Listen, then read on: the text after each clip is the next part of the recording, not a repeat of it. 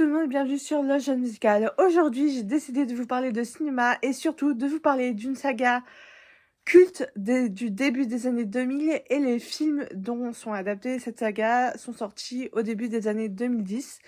J'ai nommé Hunger Games et je vais vous dire 5 trucs à savoir sur la saga Hunger Games.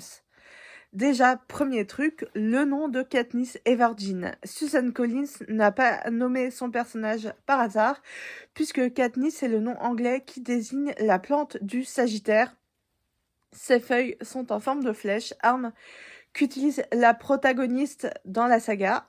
Et dans l'astrologie, pour ceux qui s'y connaissent, ce signe du Sagittaire est un personnage tirant avec un arc.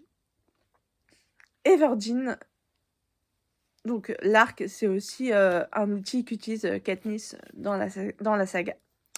Everdeen est une référence au personnage de Bathsheba Everdeen, Far From the Maiden Queen.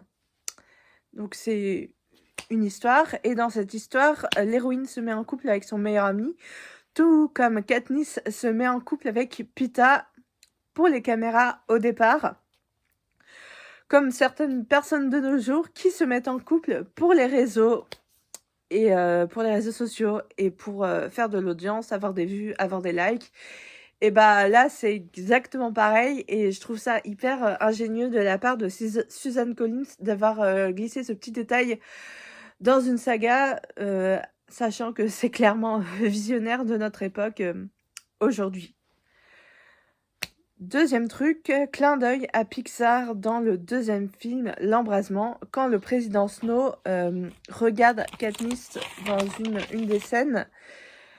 À un moment dans le film, on peut voir l'inscription A-113. Ce numéro est très présent dans les films des studios Pixar puisqu'il s'agit d'un numéro de salle de classe de l'école où ont travaillé John Lasseter et Brad Bird, les deux pionniers de Pixar. On a déjà pu l'apercevoir dans des films comme Toy Story, entre autres. Troisième truc, dans le dernier volet de Hunger Games, une grosse star française fait son apparition. Il s'agit de David Hallyday, le fils de Johnny Hallyday, qui est l'un des deux gardes à l'entrée de la serre lorsque Katniss s'y rend. Quatrième truc, le district 12. L'héroïne est issue du district 12, soit le district le plus pauvre de Panem. Pour ça, la production s'est inspirée de célèbres photographies de la Grande Dépression aux États-Unis, l'une des plus grosses crises économiques et financières. La famille Everdeen est tirée d'un cliché appelé mère migrante qui est censé représenter Florence Owen Thompson et ses enfants. Et c'est cette mère qui a inspiré la situation de celle de Katniss, puisque tous deux sont veuves et élèvent seuls leurs enfants. Cinquième truc, la saga Hunger Games a été un succès en librairie et au cinéma, mais elle pose aussi une question. Les médias sont-ils une nouvelle forme d'autorité ?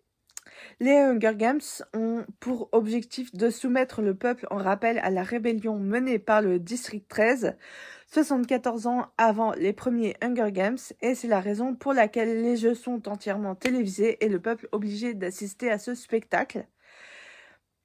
Les jeux de la fin ne sont pas sans rappeler le pays où ils se déroulent, puisque Panem, c'est une version futuriste des États-Unis, et Panem de l'expression latine Panem en circenses, du pain et des jeux.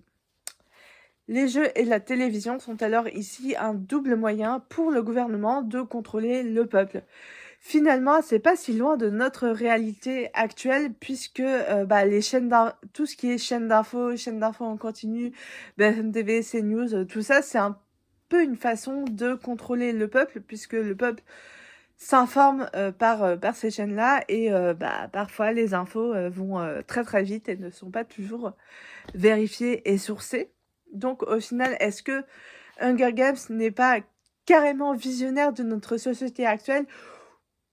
J'attends votre avis en commentaire. En tout cas, moi, j'adore cette histoire. Je trouve que c'est une saga qu'on peut toujours relire aujourd'hui et que c'est une saga qui sera toujours d'actualité vu le monde dans lequel on évolue.